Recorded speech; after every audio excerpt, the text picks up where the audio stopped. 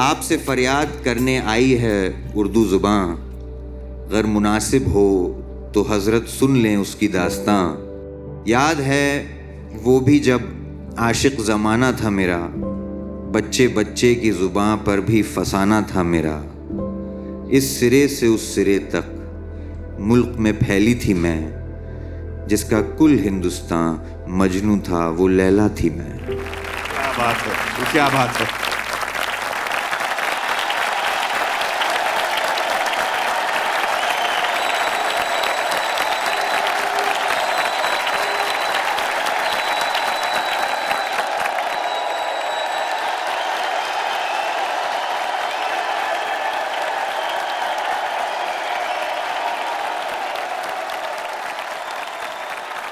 बहुत खूब यार, इतने बहुत लोग हैं। बिल्कुल अली, आपका खैर मकदम है जश्न रेख्ता के इस फेस्टिवल में।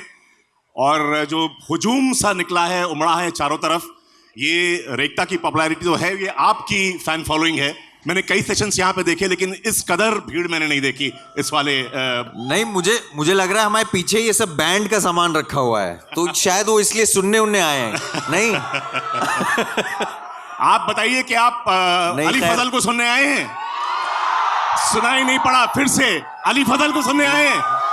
बिल्कुल माफी चाहूंगा मैं, ये सिनेमा का कोई सेट नहीं है, या मैं यहाँ पे कुछ दिखाता आपको सीन वीन करके, लेकिन वो स्टेज के लिए हम छोड़ देंगे और सिनेमा के लिए। सो अली, शुरुआत करते हैं, क्योंकि हम दोनों का ताल्लुक लखनऊ से है, तो जाहिर है कि उसी शहर के बारे में कुछ बातें। हम सबको पता है कि जब दिल्ली, जहाँ पर हम अभी हैं, जब इसका एक पतन हुआ तो लखनऊ एक तहजीब के मरकज़ के रूप में उभरा। और आज भी मुझे लगता है पूरे मुल्क में गंगा जमनी तहजीब की लखनऊ से अच्छी इतनी अच्छी मिसाल, इतनी उम्दा मिसाल कहीं नहीं मिलती जितना लखनऊ में मिलती है। आपकी परवरिश उस शहर में हुई, और लखनऊ में आप यकीन करिए एक ऐसा शहर है, अभी भी आप एक साइकिल रिक्शे वाले को अगर हायर करिए और पूछिए आप कितना लेंगे वहाँ जाने का, तो बहुत से लोग आपको जवाब देंगे, साहब जो मुनासिब समझिएगा वो दे दीजिएगा।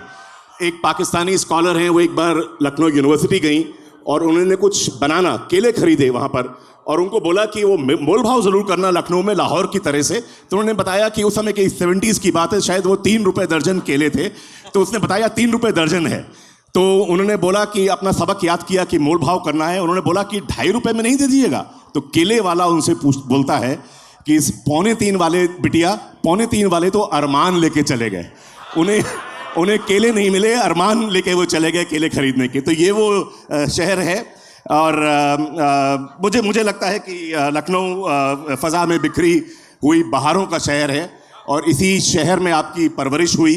तो और आपको सब लोग जानना चाहते हैं कि इंसानियत के सबक आपको उस शहर ने कैसे सिखाए, और फिल्मों जैसी एक बड़ी पेचीदा करियर के लिए कैसे तैयार किया उस शहर में। Early years of you at Lucknow. Wow, Lucknow ने मुझे बहुत दिया है। फॉर योर इन्फॉर्मेशन, मेरी पैदाइश दिल्ली में हुई है, लेकिन हॉस्पिटल में गंगाराम हॉस्पिटल। लेकिन लखनऊ में क्योंकि हमारी वालदा वहाँ रहती थी और हमारे नाना नानी वहाँ थे, इसलिए मेरी परवरिश वहाँ हुई। फादर कहीं और किसी और शहर में जॉब कर रहे थे, तो स्कूलिंग वूलिंग वहीं से शुरू हुई। और फिर हमारी वालदा का एक कंपल्सरी एक रूल था कि हर हफ्ते हमें ले जाया जाता था फिल्म देखने, सिनेमा घर। अंग्रेजी फिल्में मेफेयर में लगती थी, और हिंदी पिक्चरें नॉवेल्टी या कोई भी सिनेमा बहुत वसंत काफ़ी मतलब भतेरे हैं, लेकिन मेफेयर में अंग्रेजी सिनेमा लगती थी। और वो क्योंकि इंग्लिश लिटरेचर की वो रह चुकी हैं, I mean she was president in Aligarh Muslim university at her time. और एक्चुअली उनकी डेथ के बाद उनकी दोस्ती थी सीमी हसन, तो उनके साथ मेरा बहुत ही गहरा ताल्लुक़ रहा है। फिर सैडली उनकी भी आई थिंक कुछ महीने पहले ही अभी शी पास्ड अवे, और उनको याद करने के लिए I thought I might attempt at maybe reading some of the shares in the book that I found. लेकिन before I come to that, Lucknow मैं सिर्फ इतना बताना चाहूँगा कि अब मैं जब देखता हूँ, I look back at all those memories, it's the values that slowly creep into your craft, जिसको कहते हैं। और वो कहीं ना कहीं निकल के आता है, चाहे आप जिस जगह का किरदार निभा रहे हो आप। I mean I have done different kinds of roles, कभी लंदन में कुछ कर रहे हैं या मिर्ज़ापुर में या दिल्ली का कोई लौंडा है या कहीं भी, लहजा बदलता चला जाता है लेकिन those values sort of stick. तो बस उसी की खा रहे हैं। बिल्कुल बिल्कुल। लखनऊ के लिए ऐसे लोग कहते हैं कि न जिसकी शक्ल है कोई, न जिसका नाम है कोई, एक ऐसी शय का क्यों हमें अज़ल से इंतज़ार है। तो आपने ये अपनी आंट सेमिन हसन साहब की जो बात करी और उनकी अम्मी जो बेगम फातिमा हसन थी, उनकी किताब जो ये लॉन्च हुई, आपके ख़ानदान के क्या ताल्लुकात थे उसके बारे में कुछ बताइए, और अगर आप एक आध शेर कुछ वहाँ से पढ़ पाएँ तो बहुत ही अच्छा रहेगा। मैं तो I will try an attempt, मैंने इसको नोट किया था एंड नहीं ऐसा कुछ नहीं, बट हम सबकी कच्ची है हाँ, तो कोई जज नहीं करेगा उर्दू, ओके।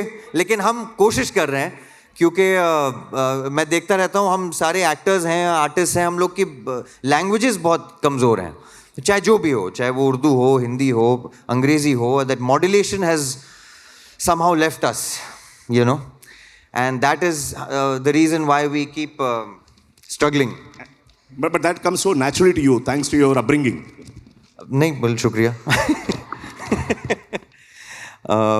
तो ये ओके, सीमी आंटी, मैं उनको बचपन से जानता हूँ। She and my mother were very very close friends, and literature में दोनों ने पढ़ाई की, अलीगढ़ मुस्लिम यूनिवर्सिटी से पढ़ाई की, and they were top students of their time. Of course Simi aunty was professor also later. उनसे हाल ही में मुलाकात हुई थी कुछ दिनों उनके इंतकाल से कुछ दिन पहले, and she used to keep sending me poetries that she used to write. वो पढ़ने की हिम्मत नहीं है मुझे अभी, कभी पढ़ूंगा, बट उनकी मदर की ये कुछ एक्चुअली ये उनके भी फादर की है, ज़मीन साहब की, जो कि बहुत बड़े पोएट रह चुके हैं। तो उसमें से एक ये है, फरियाद उर्दू लिखी है, दिस इज़ ऑन पेज 32-33। तो उसमें से उर्दू पे है कि आपसे फरियाद करने आई है उर्दू ज़ुबान, अगर मुनासिब हो तो हज़रत सुन लें उसकी दास्तां। याद है वो भी जब आशिक ज़माना था मेरा, बच्चे बच्चे की ज़ुबां पर भी फसाना था मेरा। इस सिरे से उस सिरे तक मुल्क में फैली थी मैं, जिसका कुल हिंदुस्तान मजनू था वो लैला थी मैं। क्या बात है, क्या बात है, बहुत खूब अली साहब। और एक अंग्रेज़ी पे लिखा है, छोटा सा शेर है कि आप अंग्रेज़ी का आखिर क्यों ततब्बो कीजिए और इल्ज़ाम जहालत अपने सर क्यों लीजिए। So therefore my apologies. So इसमें बहुत हैं और बहुत दिलचस्प कुछ गज़लें हैं, बाकायदा नज़में हैं। वो मैं आई don't think I can fluently give you the right, उसका एक जो असली रस है। और ये किताब यहाँ पर अवेलेबल भी है, आप है, जो खरीदना चाहें तो खरीद सकते हैं। अली, आपको एक ट्रू सेंस में एक क्रॉसओवर स्टार कहा जा सकता है। आपने जिस तरह से हॉलीवुड बॉलीवुड में हर जगह अपना झंडा गाड़ा हुआ है, और थोड़ा सा आपका फिल्मोग्राफी की अगर बात करें तो आपका जो डेब्यू हुआ था वो भी एक English film the other end of the line में हुआ 2008 में, और उसके बाद अमेरिकन टेलीविज़न की एक मिनी सीरीज़ थी बॉलीवुड हीरो जो 2009 में आपने करी। फिल्मी हिंदी सिनेमा का जो बॉलीवुड का जो दौर था वो शुरू हुआ। वो मूवी बहुत अच्छी तरह रिलीज़ नहीं हो पाई, लेकिन सईद मिर्ज़ा साहब की एक थो चांस, उसमें आपका लीड रोल था।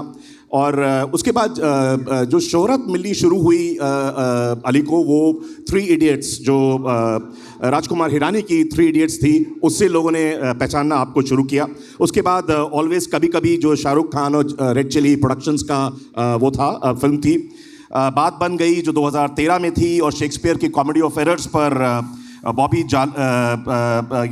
बात बन गई थी। और उसके बाद बॉबी जासूस जो विद्या बालन के साथ थी, जिसमें आपका लीड वो था। तो ये सब फिल्में बहुत आती रहीं, हॉलीवुड की भी और बॉलीवुड की भी, लेकिन मुझे लगता है कि असली कामयाबी आपको जो मिली वो कॉमेडी जब आपने एक्सप्लोर करी फुकरे को लेकर, या हैप्पी भाग जाएगी, या फुकरे रिटर्न्स जो बाद में 2017 में आई, उससे बहुत कामयाबी मिली। और फिर आपने एक बार फिर से इंटरनेशनल सिनेमा में मेजर कदम रखा। फ्यूरियस 7 के साथ में, जो 2015 की फिल्म का प्रोडक्शन था। और लेकिन मुझे लगता है आपको जो बेइंतहा शोहरत मिली वो अब्दुल करीम के किरदार से मिली, जो विक्टोरिया और अब्दुल में 2017 के दौरान ये पिक्चर बनी थी, उसमें आपका लीड रोल था।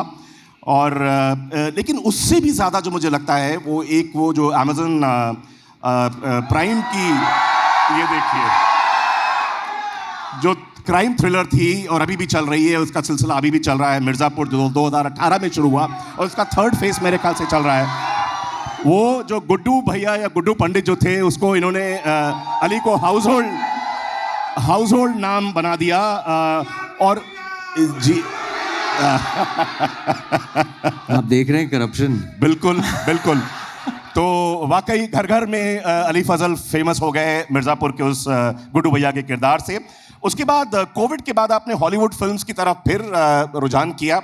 डेथ ऑन द नाइल 2022 में, कंडहर 2023 में। तो मेरा सवाल एक बहुत छोटा सा है आपकी पूरी फिल्मों के बारे में बता के। जैसे गुलजार साहब कहते हैं, जब उन्होंने वो आंधी जो पिक्चर थी उसमें जो वो गाना लिखा, इस मोड़ पर जाते हैं, तो उन्हें लगा कि अब मैं गीत लिखकर अपना पूरा जिंदगी चला सकता हूँ। उन्हें लगा कि I have arrived in life. और अमिताभ बच्चन का अगर बात करें तो मिस्टर बच्चन को मुझे लगता है कि जंजीर से लगा कि I have arrived in life. आपको कब ये लगा कि यस, अब आपने अपना एक मुकाम बॉलीवुड में या हॉलीवुड में हासिल कर लिया है? नहीं। I don't think I have arrived. Your best is yet to come. I hope so, and I think every actor would be only thinking that and hoping that. ये आपने मेरे पापों की लिस्ट पढ़ी है पूरी इसमें। ये बताइए, पाप है कि पुण्य है? नहीं, इसमें काफ़ी कुछ चीज़ें गलत हैं, मतलब हैं, सही हैं, लेकिन मेरे हिसाब से जिसको वन वर्ड में अगर मैं कहूँ, रॉन्ग। तो लेकिन वो हमारे करियर्स में ये होता है, we have to go through that turmoil. ऐसा भी ज़माना था। आई रिमेंबर एक फिल्म आपने कही, बात बन गई, बहुत ही छोटी सी फिल्म थी, किसी को पता नहीं, आई गई, और मुझे घर चलाना था और मुझे लगा कि यार ये डबल रोल है ना, ये तो मुझे करना चाहिए क्योंकि सब ने किया हुआ है, ये ज़रूरी है। तो मैंने किया और बार बार मैं चेक मांगने जाता था, कहता था ये प्लीज़ मुझे पैसे दे दीजिए। वो बड़े ज़माने बाद उसके मुझे याद है फाइनली उसका जो रिन्यूमरेशन थी वो आई। कॉमेडी ऑफ एरर्स पे बेस्ड थी, राइट? जी, वो तो चलिए उस पर नहीं बात करते हैं। कॉमेडी ऑफ एरर्स शेक्सपियर ने लिखी है, ये कुछ और था। लेकिन देखिए, इंस्पिरेशन हमारे यहाँ बहुत चीज़ों से हम ले लेते हैं कभी कभी, एंड समटाइम्स वो एक थिन लाइन होती है प्लेजरिज्म और इंस्पिरेशन में। कभी कभी you have to be very of that, and which is one of the reasons कि मैं बाहर की सिनेमा में काम करना चाहता हूँ। मैं I want to be able to bridge that gap. This is one of the reasons हमने अपना प्रोडक्शन हाउस शुरू किया और वी जस्ट स्टार्टेड प्रोड्यूसिंग। उस पर हम चर्चा फिर से करेंगे, उस पर बात करेंगे बाद में। It's a film called girls will be girls. Please if you get a chance watch it. बहुत सारे अवार्ड्स बटोर चुकी है वो। बहुत अवार्ड्स बटोर चुकी है। हम सनडांस जीत के आए हैं इस साल। सनडांस फिल्म फेस्टिवल बहुत बड़ा फेस्टिवल है। वहाँ पे yes, we won best film for world competition and best actor, जो मेरे ख्याल से शायद no other Indian has received in my knowledge. I could be wrong, but अबे गुड्डू को नहीं मिला है प्राइज। ये गुड्डू भैया के नहीं है, इनके खुद के प्रोडक्शन की बात कर रहे हैं। Girls will be girls. नहीं, वो एक अलग प्रोडक्शन है। और उसने मुझे बहुत बहुत प्यार दिया है, बहुत इज्जत दी है, and I really really thank everybody for that. In fact Mirzapur की अब फिल्म भी बन रही है। We are very excited about the film. So yes, so इंशाल्लाह आप लोग थिएटर्स में भी देखिएगा। सो अली, आपका अगर पूरा ग्राफ देखें तो मुझे लगता है आपके जो शुरुआती साल थे उसमें आप अपनी अम्मी और अपने नानियाल से बहुत ही क्लोज थे। और आपके अब्बा, क्योंकि वो बाहर पोस्टेड थे, इस मुल्क में नहीं थे, तो एक वो रिमोट कंट्रोल के थ्रू और टेलीफोन कॉल्स के थ्रू वो रिश्ता चलता था। और आपकी अम्मी ने, क्योंकि वो खुद उनको अंग्रेज़ी से इतना ज़्यादा उनका कनेक्ट था, उन्होंने काफ़ी अंग्रेज़ी पिक्चरें, जो मेफेयर थिएटर हुआ करता था लखनऊ में, अब वो नहीं चलता, एक वो आर्ट डेको बिल्डिंग थी बहुत पुराना, वहाँ पे चिड़ी चिड़ी, bang bang, godfather, sound of music, इस तरह की पिक्चर्स के लिए बहुत इंकरेज किया देखने को। और मुझे लगता है आप थोड़ी बहुत स्क्रिप्ट्स भी लिखते थे जो उनको दिखाया करते थे, राइट? तो उस दौर के बारे में कुछ और बताइए। मैं या उनके आखिरी वक्त तक मैंने उनसे काफ़ी स्टोरीज और स्क्रिप्टों पे चर्चा की. I used to really value her opinion. लेकिन हाँ, सारा सिनेमा का जो नॉलेज है, सिनेमा की सारी नॉलेज मुझे उनसे ही मिली है. मुझे याद है बचपन में वो कहानियाँ सुनाते हैं ना पेरेंट्स, तो फेरी टेल्स होती हैं या ईसिप्स फेबल्स या छोटी मोटी कहानियाँ. तो मुझे एक कहानी सुनाई अम्मा ने कि एक फैमिली है वहाँ पे, इटालियन फैमिली है, न्यूयॉर्क में है और उनके ये इश्यूज हो रहे हैं और फलाना ढिमका, यहाँ पे ये हो रहा है वो हो रहा है. Now after few years when I grew up I watched the godfather and I go back to her and I said, "ये क्या? You were telling me the story of the Godfather." I said, "Yeah, it was my favorite film. I thought तुम्हें शायद अच्छी लगे." I said, "ठीक है यार, that's also great." And then we went and I started sharing more notes with her. Of course, जो book knowledge थी मेरी, books पढ़ने की जो आदत मेरी बनी वो उनकी वजह से बनी. It's sad she couldn't watch Death on the Nile, but she was a great Agatha Christie fan. तो ये दोनों actually Simi aunty and my mother they used to keep exchanging books all the time. तो Agatha Christie से मुझे एक कोफ्त हो गई थी क्योंकि वो हर वक्त हर जगह हमारे घर में वो पढ़ी रहती थी. तो फर्स्ट टाइम मैंने जब पढ़ी is when I did the film finally, जब केनेथ ब्राना जो डायरेक्टर हैं और काफ़ी जाने माने एक्टर हैं, उन्होंने मुझे किताब दी डेथ ऑन द नाइल की. उनका ये पढ़ना ज़रूर. तो मैंने कहा इसकी 5 कॉपीज़ पढ़ी हुई हैं, मतलब दिमाग में सोचा मैंने, लेकिन पढ़ी फिर फाइनली मैंने. And I'm really happy that I could be part of the Agatha Christie world in some way or form. I think उसके पहले Murder on the Orient Express उन्होंने डायरेक्ट की थी, and this time it was Death on the Nile. I think एक और अभी उस franchise में आ चुकी है. But yeah, I'm really glad कि I could contribute. So Ali, आप लखनऊ में लमाटीने के बाद दून स्कूल गए और वो बोर्डिंग स्कूल था और कंट्री का boys boarding school number 1 ranked हो रहा है न जाने कब से. वहाँ पे जो फाउंडर्स डे थिएटर होता था उसमें आपने काफ़ी लीड परफॉर्मेंसेस करी और बहुत हर साल वो कुछ ना कुछ उसमें करते थे. और ट्रिंकोलो का जो कैरेक्टर था शेक्सपियर की, विलियम शेक्सपियर की द टेम्पेस्ट से, वो आपको किसी तरह से यू फाउंड योर कॉलिंग, जैसा कि मुझे लगा, और आपको लगा कि उस कैरेक्टर को प्ले करने के बाद जो आपको वहाँ पे कामयाबी और अपलॉज मिला, उससे आपने शायद सोचा कि आगे एक्टिंग का करियर आप परस्यू करा जाए. और कभी कभी मुझे ताजुब होता है कि आप जैसा अकम्प्लिश्ड एक्टर, आपने कभी नेशनल स्कूल ऑफ ड्रामा या Pune film institute, television institute वो ज्वाइन करने की कोशिश नहीं करी. और बताइए इस दौर के बारे में आप अली. नहीं, चांस ही नहीं मिला. हम तो साइंस स्टूडेंट्स एनीवन या तो आप समझते हैं ना हमारी जद्दोजहद क्या है, हमारी लाइफ क्या. तो ये स्ट्रगल असली, और असली बैटल्स जो होती हैं वो घर में लड़ी जाती हैं कन्विंस करने के लिए कि यार ये शायद नहीं हो रहा है, इधर कहीं और, प्लीज़ मेरा रुझान उधर है या मुझे पेंटिंग करनी है, ये करना है. So I actually completed all of my studies and then came to Xavier's Bombay. वहाँ पे मैंने इकोनॉमिक्स चुनी. मैथ्स का शौक था तो मैथ्स मैंने हमेशा रखी अपने साथ. लेकिन इस दौरान मैं स्पोर्ट्स बहुत खेलता था तो मेरा हाथ टूट गया था एक्चुअली. मैं बास्केटबॉल खेलता था एंड क्योंकि मैं बोर्डिंग स्कूल में था, Doon school is a boarding school in Dehradun for people who do not know. और वहाँ पे बिकॉज मैं स्पोर्ट्स नहीं खेल पाया, दोस्तों ने कहा यार तुम्हारी अंग्रेज़ी ठीक ठाक है, तुम इसमें ट्राई करो, debating and acting and all that. And that's when I discovered Shakespeare.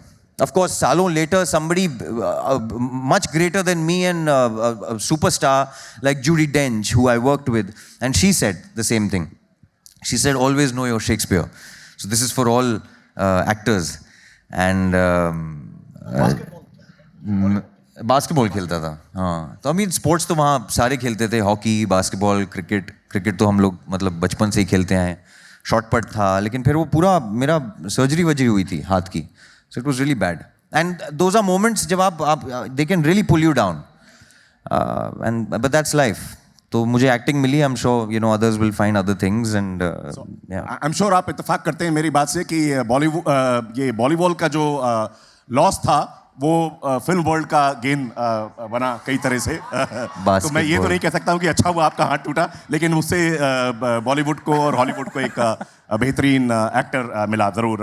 सो बम्बई की जो आपने साल बात करी, जो आप सेंट जेवियर्स में इकोनॉमिक्स जैसे पेचीदे सब्जेक्ट आपने करा, उसके साथ साथ जो मुझे थोड़ी बहुत रिसर्च करी इस प्रोग्राम से पहले, मुझे मालूम पड़ा कि आप जो बहुत ज़्यादा जो ऑस्कर अवार्ड के लिए जो नॉमिनेशंस होते थे या जो लाइकली विनर्स होते थे, उनकी फिल्म जब लीगली रिलीज नहीं भी होती थी इंडिया में, ये देख लिया करते थे। खासतौर से रॉबर्ट डिनीरो की, एल पचिनो की और पॉल न्यूमन की फिल्में, और वहाँ पे जो एक टॉयलेट था उसमें एक पूरी लिस्ट लगी रहती थी कि कौन सी फिल्म देखनी है, और उसकी दीवारें जब कम पड़ गई तो एलिवेटर जो लिफ्ट था उसमें लिखना शुरू कर गया कि कौन कौन सी फिल्म देखनी है। तो बताइए ये कौन सी टेक्नोलॉजी थी जो फिल्म रिलीज होने से बगैर के बिना हुए ही आप ये सब फिल्में देखते थे, और थिएटर भी आपका वहीं से शुरू हुआ। मुझे लगा कि वो 3 इडियट्स का जो रोल था वो पृथ्वी थिएटर में कोई परफॉर्मेंस थी, उसको वॉच करके हिरानी की टीम ने आपको लिया। तो बताइए उस दौर जेवियर्स वाले दौरान में, बिकॉज वो स्टेपिंग स्टोन था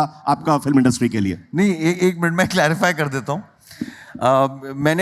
हम लोग स्टूडेंट हॉस्टल में थे बॉम्बे में, तो मैंने स्टूडेंट्स के लिए लिखा था, वो सारी पूरी लिस्ट बनाता रहता था मैं, जो फिल्में मैं the ones that I used to watch. अच्छा, जो आपने देख ली थी? जो मैंने देख ली थी, और क्योंकि इंडिया में वो रिलीज़ नहीं होती थी टाइम पे, और हम लोग आर्डेंट वॉचर्स थे कि भाई अवार्ड सीजन शुरू होने वाला है, हमें फिल्में, we have to be up to date.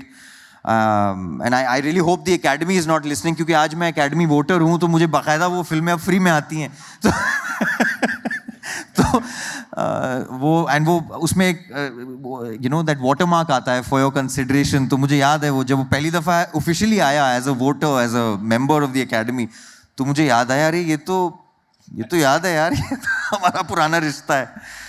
So that's how we ended up watching all the films. लेकिन to answer your second question, I don't know. Xavier's, आप क्या कह रहे थे? Xavier's में वो थिएटर कैसे शुरू हुआ, और उसके बारे में अगर कुछ? वो तो पृथ्वी पे शुरू हुआ, क्योंकि मैंने कभी कहीं एक्टिंग फर्स्ट ईयर में तभी शुरू कर दिया आपने, राइट? जी, फर्स्ट सेकंड ईयर में, फर्स्ट ईयर में मैंने शुरू की, साथ साथ पढ़ाई चल रही थी, और फिर थिएटर शुरू किया, और वहाँ से फिर धीरे धीरे सिनेमा की जर्नी जो है वो शुरू हुई। सईद साहब ने मुझे पकड़ा, सईद अख्तर मिर्ज़ा, जो आप लोग नहीं शायद ना जानते हो कुछ लोग, उन्होंने नुक्कड़ बहुत फेमस सीरीज़ है वो बनाई थी, एल्बर्ट पिंटो गुस्सा क्यों आता है, सलीम लंगड़े, नसीम, बेहतरीन फिल्म है। तो ही पिक्ड मी, और उसमें लीड रोल था हम लोग का, काफ़ी अच्छी इंटरेस्टिंग कहानी थी। वो आज भी शायद FTI में कहीं पड़ी हुई है, वो उन्होंने खुद नहीं देखी है। तो वो कुछ आई थिंक उस वक्त फाइनेंसिंग या प्रोड्यूसर्स का कुछ लोचा हो गया, आई don't know what happened, just it didn't come out. तो मेरी पहली फिल्म मैंने खुद नहीं देखी, and I think that was one of the best lessons that I learned. अच्छा। कि आपकी सारी तमन्नाएं एक चीज़ पे होती हैं, और वो निकल के ही नहीं आई। फिर एक आई ऑलवेज कभी कभी, जो शाहरुख खान ने प्रोड्यूस की, परफेक्ट प्लेटफॉर्म, और ठप हो गई।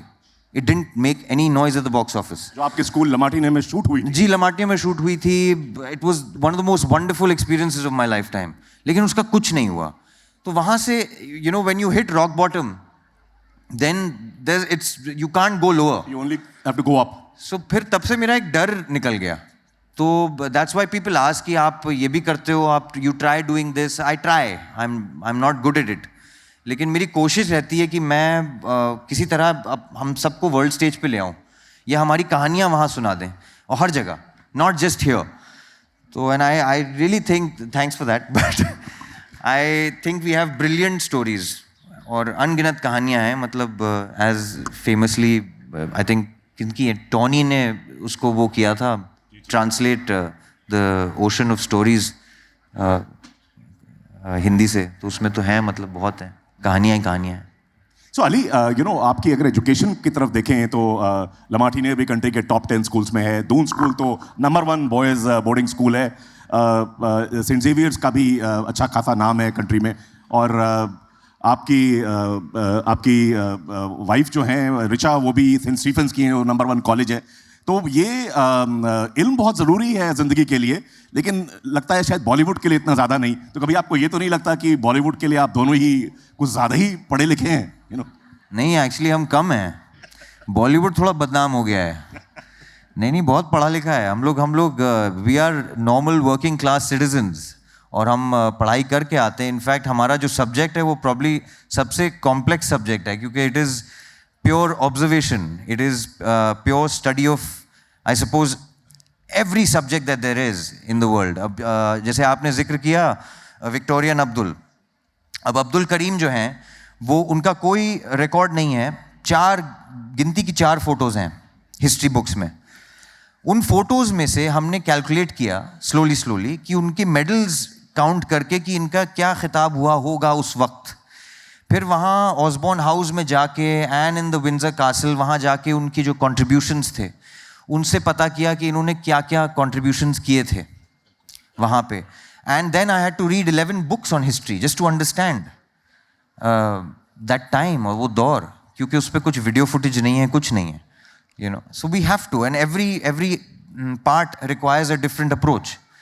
तो उसमें मुझे सिर्फ अपने आप को होटल में बंद करके मैं सिर्फ पढ़ रहा था, किताबें पढ़ रहा था. शायद इतना स्कूल में भी नहीं पढ़ा होगा, but that was necessary.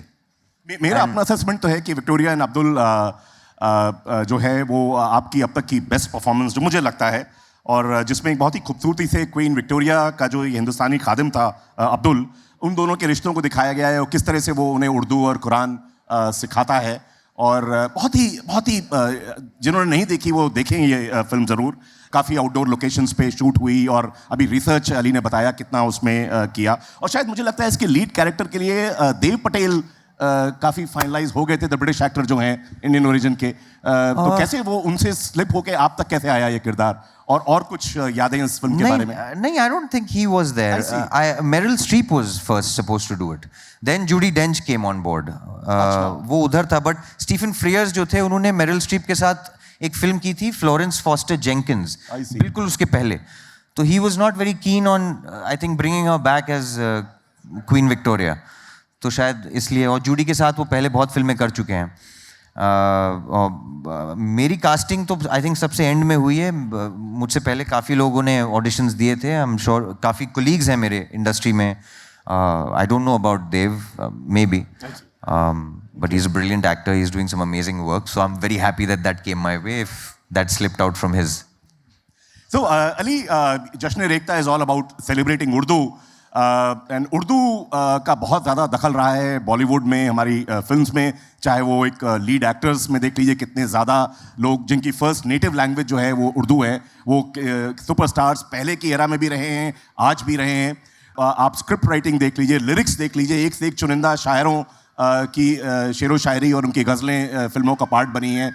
Script writing, screen play, हर तरह से उर्दू एक बहुत अहम भूमिका बॉलीवुड में उर्दू ने निभाई है. और कुछ पिक्चर जो मुझे लगता है वो बहुत ही गर्म हवा, MS सत्यू की ले लीजिए, या मुज़फ़्फ़र अली साहब की उमराव जान ले लीजिए, श्याम बेनेगल साहब की जुनून ले लीजिए, या सत्यजीत रे जिन्होंने अकेली फिल्म हिंदी या उर्दू में बनाई, वो शतरंज के खिलाड़ी थी जो लखनऊ बेस्ड थी.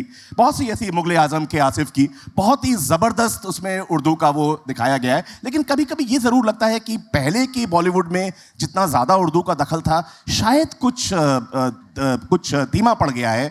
तो कैसे वो फॉर्मर उर्दू की जो ग्लोरी बॉलीवुड में हमेशा रही है, उसको कैसे फिर से रिस्टोर किया जा सकता है अली? आई थिंक रिस्टोर नहीं करना है हमें तवज्जो देना है तलफ़ुज़ पे. वो चाहे उर्दू हो, चाहे हिंदी हो, चाहे कोई भी लैंग्वेज हो, and we have to commit to it. अब क्योंकि एक वेस्टर्नाइजेशन आया है, हमारी सोसाइटीज़ मॉडर्न हुई हैं, तो हमारी कहानियाँ, हमारी generations are imbibing that culture. So some of the most regular conversations जो होते हैं वो ऐसे होते हैं कि वो आधा इंग्लिश में चल रहा है, आधा उर्दू में चल रहा है, and it is okay. I am not a जज ऑफ दैट. और हमें कुछ, मुझे बुरा लगता है कि आज मैं उर्दू फर्राटे से पढ़ नहीं पाता हूँ, और मैं सीखी हुई है, मैं लिखना भी सीखा था, और मैं उसको प्रॉपर्ली लिख नहीं पाता हूँ उस स्पीड से, जिस स्पीड से शायद बचपन में लिख पाता था. सो मुझे बस दुख उस बात का है कि वट एवर वी हैव, जो हमारी नॉलेज है या हमारे आसपास जो भी चीज़ें हमारे हाथ में हैं, we should hold on to them tight and really practice and learn. वो चाहे गिटार स्ट्रमिंग हो, चाहे म्यूज़िक हो, चाहे कोई भी लैंग्वेज हो. वो जब नहीं होता है, then we start leaning on other languages, जैसे आप अभी सुन रहे हैं, या अदर वर्ड्स जो कन्वीनियंट होते हैं, या stories sometimes from outside cultures, because you have to believe in your own first. बिल्कुल बिल्कुल सही फरमाया आपने। आप सब इससे इत्तेफाक करेंगे कि हर चीज़ का एक वक्त मुकर्रर होता है। आप और ऋचा दोनों मिलकर एक प्रोड्यूसर भी बन गए हैं अपनी कंपनी पुशिंग बटन्स स्टूडियोज़ के साथ में। और जैसा थोड़ा सा जिक्र किया अली ने पहले भी कि गर्ल्स विल बी गर्ल्स जो इसकी एक पहला प्रोडक्शन है, वो काफ़ी उसको पॉपुलैरिटी, अभी वो फॉर्मली रिलीज़ होनी है लेकिन वो काफ़ी अवार्ड्स उसको पूरी दुनिया में मिल चुके हैं। बस एक चीज़ आपसे पूछनी थी कि अगर आप बॉलीवुड के स्टार्स को देखें तो लोग जब अपने पीक से अपनी जब पीक पे होते हैं या पीक पे पहुंच रहे होते हैं तब वो प्रोड्यूसर नहीं बनते हैं। जब उनके करियर ग्राफ थोड़े से गिरते नजर आते हैं तब ज़्यादातर लोग प्रोड्यूसर बनते हैं। तो आपने ऐसी स्टेज पे, मुझे लगता है कि आपकी पीक तो अभी आनी बाकी है आप दोनों की, तो आपने इतनी जल्दी प्रोड्यूसर कैसे बन गए और क्या सोच थी, क्या दायरा आपने इस प्रोडक्शन हाउस का चुना है, इसके बारे में कुछ और बताइए। बहुत बेहतरीन स्क्रिप्ट लिखी थी शुचि तलाती ने, और शुचि जो हमारे डायरेक्टर हैं, राइटर हैं, वो और ऋचा साथ में पढ़ चुके हैं, दे आर ओल्ड फ्रेंड्स। लेकिन हम बड़े हुए कुछ एक तरीके का सिनेमा देखते हुए, और हम एक दिन बैठे हुए थे ड्राइंग रूम में, हमने सोचा कि यार क्यों ना हम ये बनाएं, अगर बना नहीं पाए कम से कम लिख तो लें, फिर देखते हैं फाइनेंसिंग आती है नहीं आती है, क्या होता है, बनती है, finally does it go on floors और नॉट। वो धीरे धीरे करते करते एवरीथिंग हैपेंड। और मतलब मुझे याद है हमारी उस वक्त शादी हो रही थी और पहला दिन था शूट का, वहाँ से कॉल आ रही है कि यार वो खाने का टेम्पो रुक गया है पैसे नहीं मिले तो किसी तरह जोड़ के हमने उसमें पैसे डाले, किसी तरह वो प्रोडक्शन हुआ। आज वो film it's doing wonders, you know, काफ़ी अवार्ड्स जीत चुकी है। मामी में भी आई थी, वी स्वीप्ड अप 3-4 अवार्ड्स। ये बिग स्क्रीन की है कि ओटीटी नहीं, हम इंडिया में ओटीटी पे है, Amazon प्राइम पे, and that was I think one of the wisest decisions we made. Of course that is a producer discussion. और नॉर्थ अमेरिका में वो थिएटर्स में गई थी, फ्रांस में 6 हफ्ते चली है, यूके में अब आई थिंक ईस्ट साइड भी जा रही है। So it is traveling, and we are nominated for the Indie Spirit Awards for the best creative team, and Kani Kusruti जो कि LA में होता है, लॉस एंजलिस में। But while I'm saying this, I think we should also champion other films. Payal Kapadia की All We Imagine Is Light has created history, and we cannot ignore that. So we are really hoping they go all the way. और ये film we are very proud of. इसमें एक बहुत ही interesting चीज़ थी, हमारी पूरी team जो थी वो गर्ल्स टीम थी, क्योंकि एक सेंसिटिव मदर डॉटर कहानी है। सो शुचि और ऋचा, वी ऑल डिसाइडेड कि क्यों ना हम जितना हो सके सारे head of departments will be girls. तो एक डिपार्टमेंट पे आए और हमें रियलाइज़ हुआ कि देर आर नो विमेन गैफर्स। गैफर्स होते हैं लाइट डिपार्टमेंट में। तो हमने, हमारी को प्रोड्यूसर हैं तानिया नेगी, उनका एक बहुत बेहतरीन आइडिया आया। उन्होंने कहा क्यों ना हम एक प्रोग्राम शुरू करें। तो हमने एक प्रोग्राम शुरू किया, and season 1 of that programme was called the undercurrent programme, and that was for to train women in light and gaffing. So Light and Light ke Irfan bhai, he gave us his studios, and thank you. And the Berlin Film Festival gave us a grant. So officially that program came in, and we got the first 12 girls to be trained. 2 were from tribal areas, 10 were from all over India. And yeah, and now they are there. And if anyone out here is interested, please reach out to Pushing Button Studio, जो कि हमारे production का नाम है. Season 2 will be happening. These girls are now employed. एक मेरे मिर्ज़ापुर पे set पे आ गई थी. I remember that was such a beautiful moment. And all of them are working somewhere. So hopefully we'll have another batch and another batch and continue. बिल्कुल ये बहुत ही काबिले तारीफ बात है कि सिर्फ एक्टर्स ही नहीं, पूरा the entire production team was all सारी गर्ल्स को लेके बनी है. बहुत ही एक big round of applause Ali साहब को इस चीज़ के लिए. मुझे नहीं लगता कि कोई भी फिल्म इंडिया में ऐसी बनी होगी जो सारा क्रू. नहीं, कोशिशें रहती हैं. I think people are trying, but क्योंकि ये ऑल्सो एक सेंसिटिव कहानी थी. It's a mother daughter love story, if I can call it that. और मैंने ज़माना हो गया ऐसी कहानी कोई देखी नहीं है बड़े पर्दे पे. फ्री बर्ड या करके कुछ थी, I remember last to last year आई थी, but I am not. What was that? No, that's a show. Fleabag is a show. No. There's another movie, mother-daughter pe. But anyway, I think that was really, really necessary for this film. It is not necessary for all films, but I think equality is a very important aspect which we need to learn from this. And that's all. बिल्कुल अली 2023 में जो कई महीने चली Hollywood में जो strike हुई, उसमें भी आपने बहुत ही स्मार्ट टाइम मैनेजमेंट करके वो इंडिया में आपने विशाल भारद्वाज की खुफिया जो OTT प्लेटफॉर्म के लिए बनी है, उसमें आपने एक लीड किरदार किया। और लेकिन कभी कभी लगता है कि आप एक तरह से दोनों नावों पे तो पैर नहीं रख रहे कि हॉलीवुड में भी, बॉलीवुड में भी, मसाला पिक्चरों में भी और आर्ट मूवीज़ में भी, हालांकि वो नॉमेनक्लेचर में कोई बिलीव नहीं करता आज, लेकिन काफ़ी जो एक पर्पसफुल मूवीज़ होती हैं उसमें भी और मसाला मूवीज़ में भी और OTT प्लेटफॉर्म पे भी, बिग प्लेटफॉर्म पे, तो ये कभी कभी आपको ऐसा नहीं महसूस होता कि एक बैलेंसिंग एक्ट आप कर रहे हैं हॉलीवुड, बॉलीवुड में और इन सब तरह तरह की चीज़ों में? जी, मुझसे नहीं हो पा रहा है। बट नहीं हो पा रहा तब आप इतना अच्छा कर रहे हैं। मैं कोशिश कर रहा हूँ, लेकिन क्या था, शायद न्याजी साहब का शेर था कि मैं देर कर देता हूँ। हर चीज़ में मैं बस कुछ गड़बड़ हो जाती है, कहीं मैं या तो फैमिली के साथ टाइम नहीं बिता पाता हूँ या फिर कोई प्रोजेक्ट ले नहीं पाता हूँ, वहाँ I have to say no. बहुत दुख होता है, लेकिन we still I am trying to. ये बड़ा मुश्किल चीज़ है, अपना वक्त किस तरह से बिताना है, उसको टाइम मैनेजमेंट करना, ये अपने आप से नेगोशिएशन की तरह की चीज़ है जो रोज़ आपको करना पड़ता है अपना टाइम।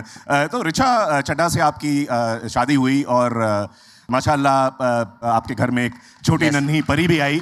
Thank you. और उससे ज़िंदगी में बहुत तब्दीली आई होगी और बहुत बहुत कुछ बदला होगा, लेकिन जाहिर सी बात है, जैसा आपने कहा कि उतना समय शायद जितना अपने फैमिली के साथ देना चाहिए वो नहीं दे पा रहे हैं आप, तो कहीं कुछ ये नहीं लगता कि बहुत कुछ हासिल करने की चाह में कहीं कुछ मिस भी हो रहा है? नहीं, ये तो सबसे बेहतरीन चीज़ हुई है मेरी लाइफ में।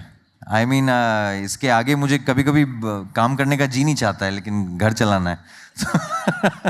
नाम क्या है? जुनैरा। जूनी बुलाते रहते हैं हम लोग उसे, बट या आई एम वेरी हैप्पी। मैं आपसे बताना चाहता हूँ, मैंने अभी दिल्ली में 2-3 दिन पहले एक 7 लोगों से एक फोकस ग्रुप टेक्निक होती है, उससे डिस्कशन किया। मुझे लगा कि एक यंग ऑडियंस अली को किस तरह से लेती हैं, और उसमें 7 लोग थे जिनकी उम्र 18 से 29-30 साल के बीच में सबकी थी। तो उसमें उन 7 लोगों में 2 ने कहा, 3 ने एक्चुअली कहा कि आपके काम में उन्हें इरफान खान की इंटेंसिटी दिखाई देती है। 2 लोगों ने कहा कि जो नसीरुद्दीन शाह साहब का जो कैलिबर है वो अली के काम में उनको दिखाई देता है। एक ने कहा ओमपुरी साहब ने जिस तरह से हॉलीवुड में और क्रॉसओवर का सिनेमा किया और अपने झंडे गाड़े, वही चीज़ उन्हें अली के काम में नज़र आती है। तो ये बहुत मुझे लगता है एक बड़ा रैंडम टेक्निक थी, मुझे आज की जनरेशन का स्टैंड पॉइंट पता लगाने के लिए अली के लिए। तो आपको क्या रिएक्शन है इस पे जो आप? नहीं, आप दिग्गज हैं लोग। I can only hope that I can reach somewhere close to them. लेकिन उनका काम मैंने बहुत देखा है, सब जो कुछ उन लोगों ने किया है मैंने देखा हुआ है। एक्चुअली बहुत बड़ा फ़ैन हूँ मैं। दुख इस बात का है कि इरफान साहब के साथ मैं कभी मिल नहीं पाया, उनके साथ काम नहीं कर पाया, लेकिन ही वाज बहुत इवॉल्व्ड इंसान थे। ओमपुरी साहब भी, and all good actors actually, जो क्राफ्ट्समैन रियली होते हैं किसी भी फील्ड में। आप जो चीज़ हम कर रहे हैं उसके ऊपर थोड़ा आपको जाना पड़ता है। वो कभी कभार कहीं ना कहीं आता है, कुछ लोगों में देखने को मिलता है। So I am really I am not there. I can only aspire. You're getting there in many a role. You've been as close to them as possible, and in a couple of them, I would say some of the performances have been just as good, if not better. और इसी के साथ मुझे लगता है कि ये जो जर्नी में हैं अली साहब और जिसकी जुस्तजू में निकले हैं इस इंडस्ट्री में और दोनों मुल्कों की इंडस्ट्री में कदम रखते हुए, मुझे उसमें फैज़ साहब का एक शेर याद आता है। वो बात करते हैं, गर बाजी इश्क की बाजी है। तो ये इश्क वो वाला इश्क नहीं है जो आपको किसी महबूबा से होता है। ये कोई भी पैशन जिसके लिए, किसी भी चीज़ के लिए आप पैशनेट हैं, उसकी बात वो करते हैं फैज़ साहब। गर बाजी इश्क की बाजी है, जो चाहे लगा दो डर कैसा, गर बाजी इश्क की बाजी है, जो चाहे लगा दो डर कैसा, गर जीत गए तो क्या कहना, गर जीत गए तो क्या कहना, हारे भी तो बाजी मात नहीं। तो मुझे लगता है इसी शेर के साथ हम दुआ करते हैं कि कामयाबी आपके कदम चूमे अली, और शोहरत आपको एक फलक तक ले जाए। इस गुफ्तगू के लिए बहुत बहुत शुक्रिया, तहे दिल से बहुत बहुत शुक्रिया, and it was such a pleasure आपके साथ बात करते हुए। Thank you everyone, thank you.